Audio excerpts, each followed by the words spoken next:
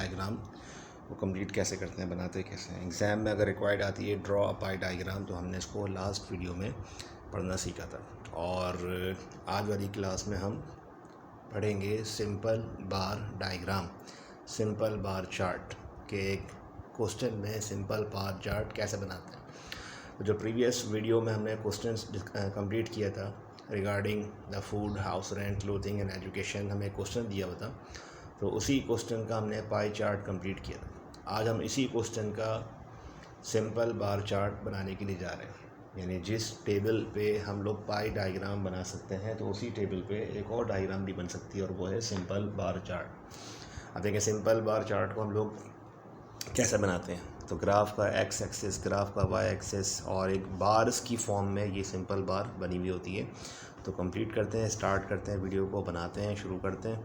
और इसको बनाने के लिए आपके पास स्केल, पेंसिल और हर चीज़ का अवेलेबल हो। हाँ, पाई डायग्राम के लिए आपके पास सर्किल के लिए डी कंपास का ज़रूरी था, लेकिन आज इसके लिए डी और कंपास नहीं, जस्ट स्केल पेंसिल लेके के बैठें और टेबल को पढ़ें, और टेबल को स्टडी करके पढ़ के हम सिंपल बार चार्ट कंप्लीट करेंगे।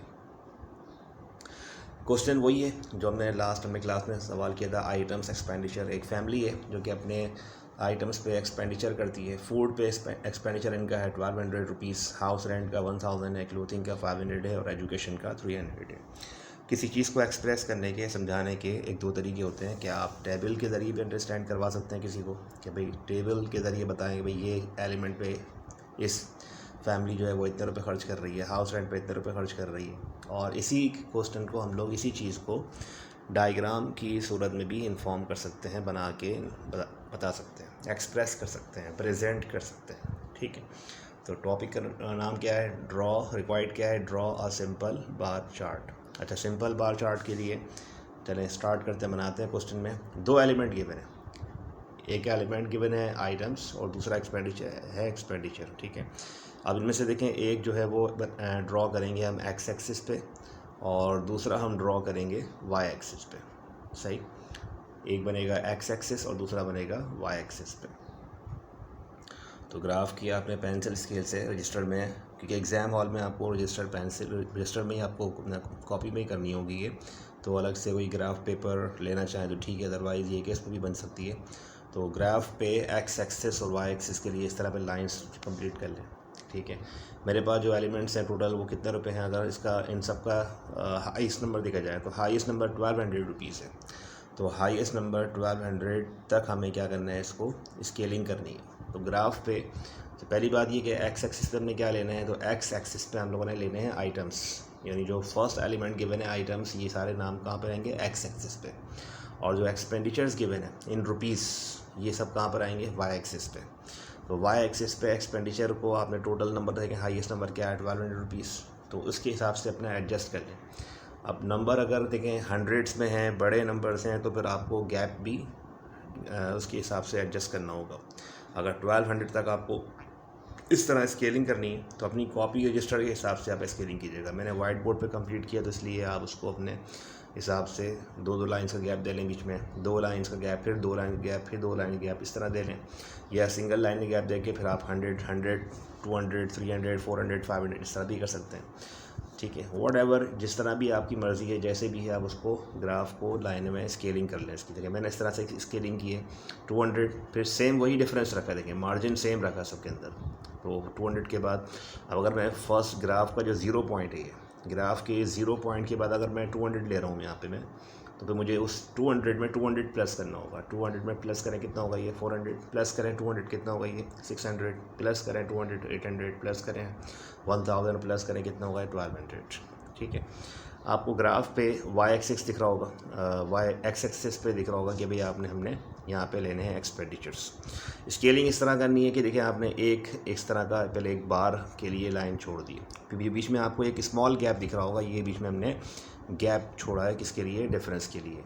ठीक है, फर्स्ट पहले हम ड्रॉ करेंगे, जैसे हमें नाम लिखे हुए हाउस रेंट, एजुकेशन, क्लोथिंग। ठीक है, और तो इस तरह से हम उसके लिए ये बार्स बनाएंगे यहाँ पे।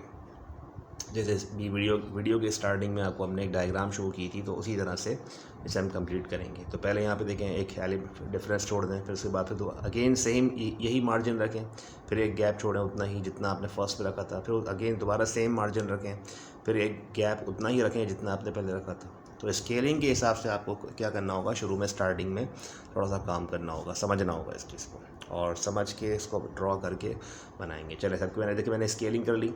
ग्राफ का सबसे पहला इंपॉर्टेंट काम यही है, ग्राफ के x axis y axis. Simple bar chart में कोई कैलकुलेशन नहीं है, कोई आपने वर्किंग नहीं करनी है, जस्ट आपने सिर्फ पहले स्केलिंग करनी है। और स्केलिंग में बहुत ख़ास ख्याल रखिएगा। देखें अब सबके एलिमेंट्स के नाम लिख दें, food, house rent, clothing, education. तो मैंने अपने सबके यहाँ पे नाम लिख दिए, ठीक है। नाम क्या है, पहला वाले का बार बनेगा यहाँ बनेगा बार फर्स्ट का, बार फूड का। सेकंड बार जो बनेगा वो किसका बनेगा, हाउस रेंट का। थर्ड जो बार बनेगा वो किसका बनेगा, क्लोथिंग का। और फोर्थ जो बार हमने यहाँ बनाना है वो किसका है, एजुकेशन का है। सही। तो सारे एलिमेंट्स के आपने क्या करना है, यहाँ पे इस तरह से वन बाय वन यहाँ पे अपने इसकी स्केलिंग कंप्लीट कर लेनी है। और भी इस तरह अगर एलिमेंट होंगे इन 5 के अलावा, समटाइम्स बालों का जो है वो अदर्स भी लिखा हुआ होता है और डिफरेंट भी हो सकते हैं, ठीक है। तो जितने अपने क्वेश्चन के हिसाब से देखें, आपने एक्स एक्सेस पे आपने कितने बार्स बनाने हैं। इसलिए मुझे 4 बनाने हैं, 1 2 3 4 बनाना है मुझे, इसलिए मैंने 4 के हिसाब से रखे। मैंने पहला फर्स्ट हमने रखा फूड के लिए, फिर हमने सेम रखा हाउस रेंट दोबारा के लिए, फिर इस तरह से, ठीक है। चलें, ग्राफ का हमने एक्स एक्सिस भी कंप्लीट कर लिया है, वाई एक्सिस भी कंप्लीट कर लिया है। डायग्राम के अब हम बार जो है वो इसको नंबरिंग पढ़ के इसको लगाना शुरू करते हैं। फर्स्ट अगर देखें, फूड का जो एलिमेंट है, नंबर एक्सपेंडिचर है, वो कितने रुपए हैं टोटल, 1200। यानी जो फैमिली खर्च करती है, एक्सपेंडिचर करती है फूड पे, वो करती है 1200 रुपये। तो इसका जो फर्स्ट हमने कंप्लीट करना है, देखें इस तरह से 1200 कहाँ पर है, देखें ये। तो एक्सपेंडिचर, ये जो हमने वाई पे लिए क्या है, ये एक्सपेंडिचर है। इसको आप स्टार्टिंग में भी लिख सकते हैं, आखिर में लिख सकते हैं, हम इसको लास्ट में मेंशन कर देंगे, बता देंगे ये हमने आइटम्स क्या हैं, एक्स एक्सिस पे हैं, और वाई पे क्या है, एक्सपेंडिचर्स हैं। तो फर्स्ट हमने जो कंप्लीट किया है वो क्या है, 1200। तो यहाँ पे देखें 1200 ये रहा, और इस 1200 से देखें यहाँ पे एक लाइन लगाएं, स्ट्रेट लाइन लगाएं, और इस तरह का एक पूरा ये बार क्या करते हैं, कंप्लीट करते हैं। ये कंप्लीट हो गया, ठीक है। बीच में आपको एक गैप दिख रहा होगा, और वही गैप आपको यहाँ भी दिख रहा होगा, वही गैप आपको यहाँ भी दिख रहा होगा। सेम हम सब में क्या करना है, गैपिंग सेम रखनी है। नेक्स्ट जो हमारा एक्सपेंडिचर है वो क्या है, हाउस रेंट कितना है, 1000 रुपीज़ है। तो हाउस रेंट के एक्सपेंडिचर 1000। आप देखें एक्सपेंडिचर ये रहे 1000, और 1000 से आपने यहाँ देखने पड़ना है हाउस रेंट। हाउस रेंट की एक लाइन ड्रॉ करनी है इस तरह से, 1000 पे आए, और 1000 पे आने के बाद इसको आपने क्या करना है, इस तरह से बार की शेप में कंप्लीट कर लेना है। और देखें बीच में गैप आ गया है, तो इस गैप को आपने रखना है, ठीक है। सिंपल बार चार्ट में बिल्कुल एक दूसरे से जो है वो बार्स मिलाएंगे नहीं, बल्कि बीच में क्या रखेंगे, गैप रखेंगे। थर्ड वन क्लोथिंग पे इन्होंने एक्सपेंडिचर किया है फॉर ₹500। तो ₹500 देखें ये रहे। 500 कहाँ पर होंगे, 400 और 600। जो आपने गैप रखे थे ना, 200 400 600, आपने फर्स्ट नंबर लिया 200 का, इसलिए आपने गैप सब में 200 का ही मार्जिन रखा था। तो अब 500 कहाँ होगा, यहाँ पर 500 जो है वो 400 और 600 के दरमियान बीच में होगा। तो यहाँ पे आ जाएं, और यहाँ से एक अंदाज़ा रखें कि भाई 400 600 के बीच में कोई सेंटर पॉइंट लाइन होगी, उसके लाइन यहाँ पे लाके ड्रॉ कर दें। ये आपका क्या हो गया, ये 500 जो है वो क्लोथिंग का कंप्लीट हो गया, सही। इसके बाद नेक्स्ट एलिमेंट हमारा कौन सा है, एजुकेशन है। एजुकेशन पे इन्होंने फैमिली ने एक्सपेंडिचर किया ₹300। तो एक्सपेंडिचर में जाएं और देखें, यहाँ से देखें 200 और 400 के दरमियान में क्या है, 300 होगा। 300 की एक लाइन यहाँ पे रखें और एक लाइन ड्रॉ कर दें दोनों साइड पे, और ये एजुकेशन का भी ये क्या हो गया, बार कंप्लीट हो गया, ठीक है। सबके आप नाम तो पहले ही लिख चुके थे, food, house rent, clothing, education. अब इसके अंदर लिखने की ज़रूरत नहीं है कुछ भी, ना इसके बाहर यहाँ बताने की ज़रूरत है, क्योंकि क्वेश्चन है आपके पास, तो ऑब्वियसली उस क्वेश्चन में तो नंबर्स तो लिखे हुए हैं, फिगर्स तो लिखी हुई हैं। आपने सिर्फ खाली क्या कर दिए, बार्स आपने कंप्लीट कर दिए। आखिर में एट दी एंड क्या करेंगे, आपने जो एक्स एक्सिस वाई एक्सिस पे आपने एलिमेंट लिए थे, इसके भी नाम मेंशन कर देंगे, ये भी ज़रूरी है।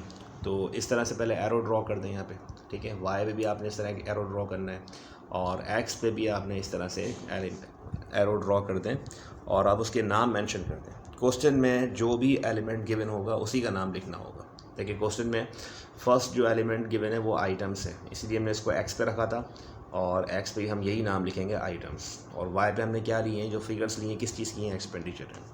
लेकिन ज़रूरी नहीं कि हर क्वेश्चन में इसी तरह से एक्स पे और यही नाम हो, वाई पे भी यही नाम हो।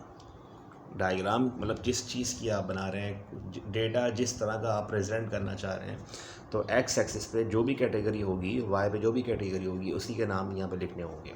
ठीक है, फॉर एग्जांपल जैसे अगर यहाँ पे लिखे हुए हैं टाइप्स ऑफ व्हीकल्स, गाड़ियाँ हैं, बसेस, कार्स और फूड, इस तरह से मोटर व्हीकल्स, तो उन सबसे एक्सीडेंट्स कितने हुए, बस के एक्सीडेंट कितने हुए, रोड उस तरह से ट्रक्स के एक्सीडेंट कितने हैं, कार्स के एक्सीडेंट कितने हैं, वो सारे भी इस तरह डेटा हो सकता है। ठीक है, तो एक्सप्रेस करने के, समझाने के आप उसको डायग्राम के जरिए कर सकते हैं। बहरहाल यहाँ पे उन्होंने क्या किया है, एक्स एक्सिस वाई एक्सिस पे हमने एलिमेंट लिख के यहाँ पे नाम लिख दें। एक्स पे हमने क्या लिया था, देखें हमने एक्स पे हमने लिया है आइटम्स, ठीक है, यहाँ पे नाम लिखे हुए सारे ये, और वाई एक्सिस पे हमने क्या लिए थे, एक्सपेंडिचर इन रुपीज़। ठीक है, कभी किसी कंपनी के यहाँ पे ईयर्स लिखे होंगे तो यहाँ पे ईयर लिख दीजिएगा, जैसे ईयर्स है, सेल्स है, एक सवाल इस तरह से आया ईयर सेल्स, तो अब उसमें यहाँ लिख दीजिएगा 2005, 2006, 2007, 2008। ठीक है, डेटा लिखा हुआ होगा। सेल्स लिखी होगी, सेल्स इन रुपीज़ या इन 1000 रुपीज़, जो भी लिखी हुई है उसको यहाँ मेंशन कर दें, बनेगा ऐसे ही। बस यहाँ पे फिर आइटम्स की जगह food, house rent, clothing, education की जगह ईयर्स आ जाएंगे, ईयर लिखे होंगे, और वाई एक्सिस पे एक्सपेंडिचर नहीं होगी, कंपनी की सेल्स इन्फॉर्म की हुई होगी, तो वो डेटा इस तरह से बन जाएगा, इस तरह एक्सप्रेस कर देंगे। ठीक है, at the and items expenditure mention करने के बाद आपने डायग्राम बनाई किस चीज़ की है उसका भी नाम मेंशन कर दें, हेडिंग कॉपी कर दें, सिंपल बार चार्ट। ठीक है, हमने क्या कंप्लीट किया है, सिंपल बार डायग्राम कंप्लीट की है, और इस तरह से ये फाइनल इसकी प्रेजेंटेशन है डायग्राम की। सिंपल बार चार्ट आपने इस तरह कंप्लीट करना है। ठीक है, तो लास्ट हमने जो है वो इसी क्वेश्चन का पाई चार्ट कंप्लीट किया था। जिन्होंने पाई चार्ट की वीडियो नहीं देखी है तो डिस्क्रिप्शन में आपको वो वीडियो का लिंक मिल जाएगा, उसमें जाके देख लीजिएगा, वॉच कर लीजिएगा। और सेम उसी क्वेश्चन का हमने जो है वो सिंपल बार कंप्लीट किया है। तो ये हमारे 2 डायग्राम वीडियो में कंप्लीट हो गई हैं, एक पाई डायग्राम और एक सिंपल बार डायग्राम। वीडियो आपको समझ में आई और अच्छा लगा आपको पढ़ना इसमें से, और मज़ीद अगर वीडियोस इस तरह की रिक्वायर्ड हैं, चाहिए, तो फिर आप चैनल को सब्सक्राइब कर लें, वीडियो को लाइक करें, बेल आइकन प्रेस करें, ताकि नेक्स्ट आने वाली वीडियो आपको अप टू डेट मिलती रहे।